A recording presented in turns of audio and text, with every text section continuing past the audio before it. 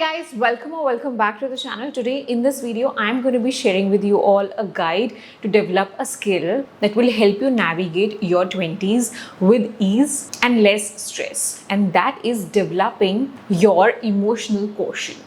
Basically a guide to manage your emotions. In your 20s, you have to make a lot of important decisions like which college or degree you want to pursue, which career you want to get started with, how to crack your first job, which city that you will be living in, how to manage your money. Basically all the adulting stuff will come in front of you one by one in your 20s. That will bring a lot of fear, stress and anxiety, because everyone around you will tell you that how important all of these life decisions are. I do agree these decisions are important in your life and will also prove to be a foundation for your rest of the life. So what you do with your time in your 20s is the super important, and having a higher EQ will help you navigate very swiftly through all of these life decisions that you might need to take as a part of adulting. Intellectual quotient, commonly known as IQ, will help you crack the job interview or the college interview, but emotional quotient is something that will help you navigate through the entire process of going through it. And I have an example for this. Back in 2017, when I enrolled myself for a PhD program at TISS Mumbai, I was able to crack the 3-round process through my IQ. But after that, to navigate through the entire PhD, I developed strong skills of EQ, because PhD is not just something that you can get through with your IQ. You need to develop your EQ as well. Having a strong EQ will help you in your exams, in the toughest situations in your life, during those stressful times at work, and will also have an impact on your physical, mental health and your entire and holistic emotional well-being. So let's quickly talk about 4 ways that you can develop a stronger EQ to navigate through work and life swiftly. Number 1 is to practice self-awareness. Daniel Goleman talks about self-awareness as the most important factor to develop a higher EQ.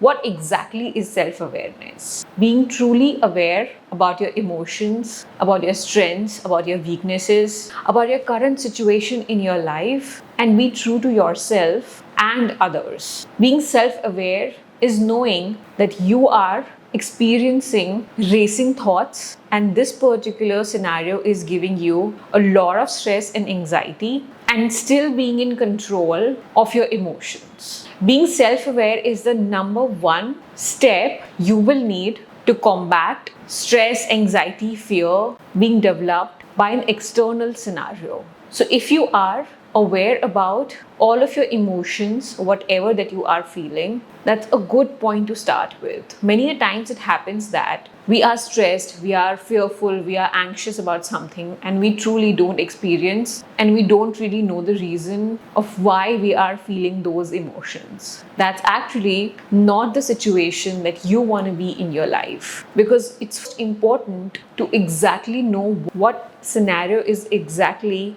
causing all of those negative emotions in your mind.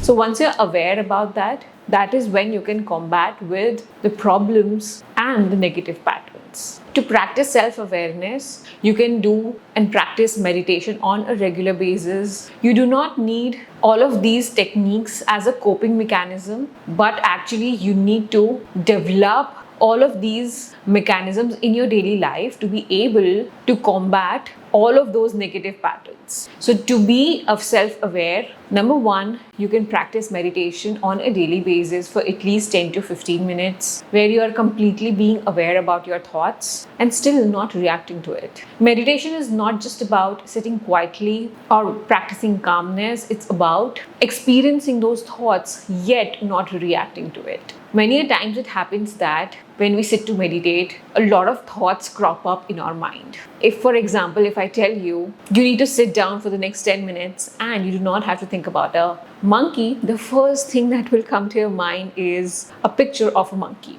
But true mindfulness is not reacting to that particular thought. practice non-reactiveness. Number second is to journal. Journal is the number one way to be more self-aware, because you are writing down your emotions on a pen or paper and blurting out everything that you feel about a certain situation or a certain aspect of your life. Again, journaling is not something that will help you as a coping mechanism, but this is something that you need to develop in your daily life to be more self-aware. These are the two ways that you can practice self-awareness in your daily life that will help you in the moments of stress, anxiety, and fear. Step number 2 is practice regulation of your emotions. Now that through the first step you're aware about your emotions, that you are feeling angry about certain thing, now it's time to regulate your emotions. What exactly does regulation means? That is being 100% self-aware of the fact that you're feeling angry over certain scenario and still not choosing to show your anger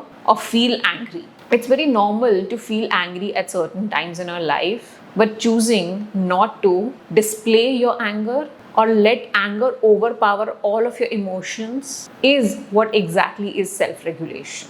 And this will come when you practice mindfulness and journaling for a longer period of time. People high on EQ are aware about everything that is going inside them, but still not letting it impact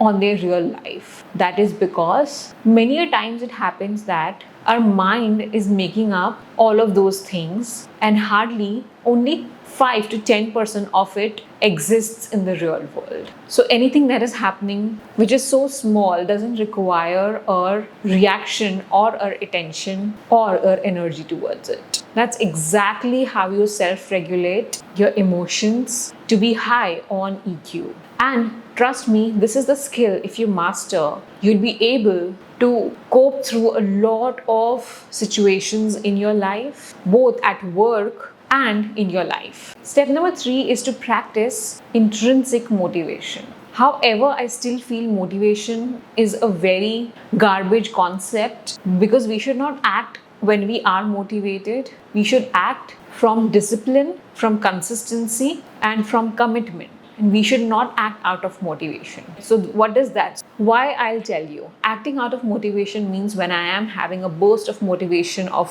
filming videos, I film 10 videos in a row and I upload all of those 10 videos together. And when I am low on motivation, I do not create any single video, so no video goes up on my channel. That's not how it works. Either I feel motivated or I feel demotivated. My work and my discipline is through come in front of the camera and speak to you guys. That's what commitment and that's what discipline is. So that's the basics of being intrinsically motivated. The same is applicable in all aspects of your life. If you are not feeling good about eating healthy, that doesn't mean you should not be eating healthy. If you have promised that you should be eating healthy, but it's out of discipline and commitment that you should be eating healthy and showing up for your physical body, which is why I feel motivation is a very garbage concept. And the step number 4 is to practice empathy. Emotionally strong people are not only aware about their own emotions, but they are also aware about emotions of their friends, their family members, and their co-workers that they work on a daily basis. And they show empathy. So whenever we are interacting with people at work, at life, in our circle, in our society, we should be mindful of other person's emotions and we should act in tandem of them. Otherwise, what happens is emotionally weaker people, they only feel their emotions are important and other people's emotions are not so important, which makes them further weak emotionally. So practice empathy, practice thinking and being considerate about other people's emotions, and you will feel that your emotional quotient is becoming stronger and stronger. Being empathetic will help you in all aspects of your life. At work, with your team members, when you are working on a project, with your partner, to understand him or her better and develop a healthy relationship at home as well. So these were the 4 important aspects and areas that you can work on to develop a higher EQ. Practicing self-awareness, practicing regulation of your emotions, being intrinsically motivated to achieve things in life and work, and lastly, being empathetic. Being more higher on EQ doesn't happen in just one day, but it's a continuous process, a practice, or a lifestyle that you need to adopt. It's not a goal that you will achieve it one day. It's a goal that you need to achieve and practice on a daily basis to improve your EQ day by day. So, this is the exact skill that you need to combat any life situation or any curveball life throws at you. If you are able to be high on all of these four aspects, you'll be able to combat any life situation. So yeah, that was it for this particular video, guys. Thank you so much for watching this video till the very end. Let me know if you want to watch more such video. I will be happy to create them for you, and I will see you in the next video very soon. Till then, bye bye.